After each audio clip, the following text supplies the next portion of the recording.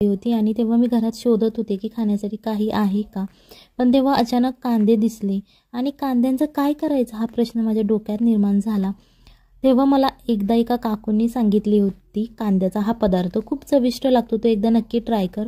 So त्याच्यासाठी इथे मी 4 ते 5 कांदे घ्यायचे आहेत। तुमच्या घरात इथे मी सगळ्यात पहिल्यांदा हे 4 कांदे घेतलेले आहेत आणि हे कांदे आपल्याला स्वच्छ असे साफ करून घ्यायचे आहेत, तुम्हाला दिसत असेल बघा। त्याच्यानंतर इथे आपल्याला इडलीचा कुकर घ्यायचा आहे। जर तुमच्याकडे इडलीचा हा कुकर नसेल तर तुम्ही एखादं पातेलं घेऊ शकता आणि त्यामध्ये तुम्हाला इथे आत पाणी ओतायचं आहे। इथे तुम्ही 2 ते 3 ग्लास पाणी ओतायचं आहे आणि त्याच्यानंतर इडलीचं जे भांडं असतं त्यामध्ये आपल्याला कांदे अशा प्रकारे ठेवून घ्यायचे आहेत, काढून घ्यायचे आहे। 10 ते 15 मिनिटासाठी तुम्ही ही वाफ काढू शकता। याच्यानंतर 2 चमचे आपल्याला इथं बेसन घ्यायचं आहे। हे तुम्ही घरात केलेल्या डाळीचं बेसन घेऊ शकता किंवा विकत आणलं तरीही चालेल। अर्धा चमचा हळद आणि चवीनुसार मीठ घालायचं आहे।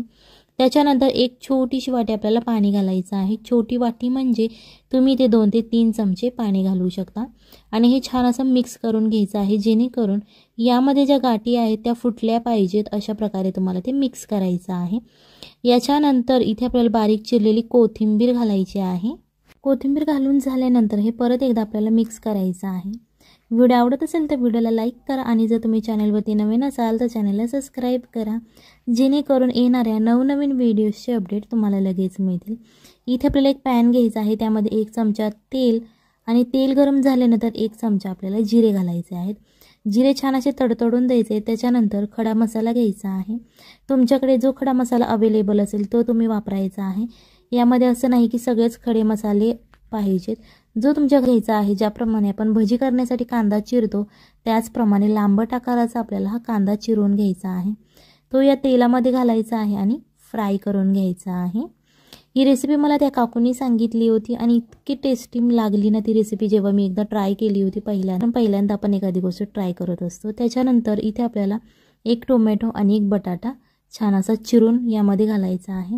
तुम्ही याच्या बारीक सुद्धा फोडी करू शकता किंवा अशा प्रकारे थोड्या मोठ्या केल्या तरीही चालतील। हे आता सगळं आपल्याला तेलामध्ये फ्राय करून घ्यायचं आहे। पाणी बिलकुल घालायचं नाही यामध्ये सुरुवातीला फ्राय करताना, असंच हे तेलामध्ये आपल्याला फ्राय करून घ्यायचं आहे। दिसायला खूप छान दिसते आणि चवीला सुद्धा खूप छान ही रेसिपी लागते। सो ही रेसिपी तुम्ही एकदा नक्की घरी ट्राय करा, आपल्या फॅमिलीला खाऊ घाला।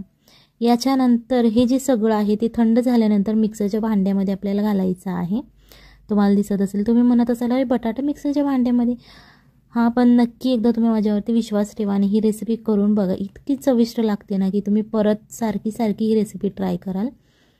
परत आपल्याला 1 चमचा तेल घालायचं आहे। त्याच पॅनमध्ये दुसरं भांडं नाही घ्यायचं आणि जे आपण बॅटर मिक्सरमध्ये बारीक करून घेतलं होतं ते या तेलामध्ये आपल्याला तेलामध्ये फ्राय करायचं आहे। यात मसाल्यामध्ये जे पाणी आहे ते सगळं पाणी निघून गेलं पाहिजे आणि मसाला कोरडा असा तयार झाला पाहिजे, म्हणजेच मसाल्याला तेल सुटलं पाहिजे इथपर्यंत तुम्हाला तो भाजायचा आहे। याच्यानंतर 1 चमचा लाल तिखट, चवीनुसार मीठ घालून परत एकदा तो मसाला फ्राय करून घ्यायचा आहे, जेणेकरून आपण जे मसाले घातलेले आहेत ते या मसाल्याला छान असे लागले जातील। आता 10 ते 15 मिनिटं झालेली आहे, तुम्हाला दिसत असेल बघा। कांद्याचा कलर सुद्धा चेंज झालेला आहे आणि कांदे थोडेसे असे मऊ झालेले आहेत। अशा प्रकारे आपल्याला हे कांदे शिजवून घ्यायचे आहेत। तुमच्याकडे जर असं कुकरचं भांडं नसेल तर तुम्ही पातेल्यावरती अशी चाळण ठेवू शकता किंवा छोटीशी प्लेट ठेवली तरीही चालेल। त्याच्यानंतर हे कांदे आपल्याला थंड करून घ्यायचे आहे, जेणेकरून आपल्या हाताला ते भाजणार नाहीत आणि अशा प्रकारे हे कांदे आपल्याला सोलून घ्यायचे आहेत, जेणेकरून कांद्याची जी वरची साल आहे ती निघली जाईल आणि आतला छान असा कांदा बाहेर येईल। वरच्या बाजूने आणि खालच्या बाजूने सुद्धा हा थोडासा साफ करून घ्यायचा आहे, जेणेकरून खालच्या बाजूला थोडीशी ती मुळे असतात ती सुद्धा आपल्याला काढून घ्यायची आहेत आणि असं वरच्या बाजूला तोंड असतं ते सुद्धा आपल्याला याचं काढून घ्यायचं आहे। स्वच्छ असं साफ करून घ्यायचं आहे। तुम्ही हाताच्या मदतीने करू शकता किंवा चाकूच्या मदतीने केलं तरीही चालेल, ते लगेच निघलं जातं कारण कांदा आपला छान प्रकारे शिजलेला आहे। ही रेसिपी तुम्ही नक्की एकदा घरी ट्राय करा, पाहुणे येतील तेव्हा सुद्धा तुम्ही ही रेसिपी करू शकता। अशा प्रकारे कांद्याला मध्यभागून 4 फोडी होतील, म्हणजेच पूर्ण त्याला कट करायचा नाहीये, फक्त असे त्याला काप द्यायचे आहेत। मला दिसत असेल बघा, काप देताना तुम्ही चाकूच्या मदतीने देऊ शकता किंवा जर तुम्हाला असे काप द्यायचे नसतील तर तुम्ही त्याला टोचून घेऊ शकता, छोटे छोटे होल्ससुद्धा करू शकता। अशा प्रकारे आता ही काप देऊन झालेले आहेत।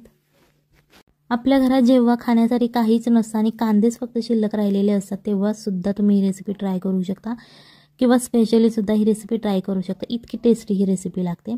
याच्यानंतर आपण जे बेसनचं मिश्रण तयार केलेलं होतं ते मिश्रण या पेस्टमध्ये घालायचं आहे आणि मिक्सरच्या भांड्यामध्ये सुद्धा थोडं पाणी घालून घ्यायचं आहे, जेणेकरून मसाला वाया जाणार नाही आणि ते पाणीसुद्धा या मसाल्यामध्ये आपल्याला ओतायचं आहे। अशा प्रकारे मिक्स करून घ्यायचं आहे, जेणेकरून सगळे जे मसाले घातलेले आहेत किंवा जे आपण पदार्थ घातलेले आहेत ते छान असे एकजीव होतील आणि मिक्स होतील। याच्यानंतर अर्धी वाटी आपल्याला यामध्ये पाणी घालायचं आहे, जेणेकरून हे जे मसाले आहेत ते थोडेसे शिजले पाहिजेत, कारण आपण आत्ताच यामध्ये बेसन ॲड केलेलं आहे। सो ते बेसन शिजण्यासाठी आपल्याला यामध्ये पाणी घालायचं आहे।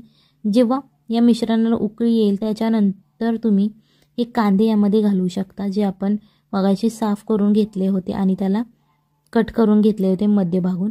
अशा प्रकारे तुम्ही हे जे कांदे आहेत ते सगळ्या बाजूने या मसाल्यामध्ये डीप करायचे आहेत, जेणेकरून हा जो मसाला आपण तयार केलेला आहे तो या सगळ्या कांद्यांना लागला जाईल आणि आतमध्ये सुद्धा शिरला जाईल। याच्यावरती तुम्ही झाकण ठेवून सुद्धा हे शिजवू शकता, उकळी आणू शकता किंवा असंच उघडं तुम्ही शिजवलं तरीही चालेल। सो ही रेसिपी एकदा नक्की घरी ट्राय करा, आपल्या फॅमिलीला खाऊ घाला आणि मग मला कमेंटमध्ये सांगा कशी झाली होती।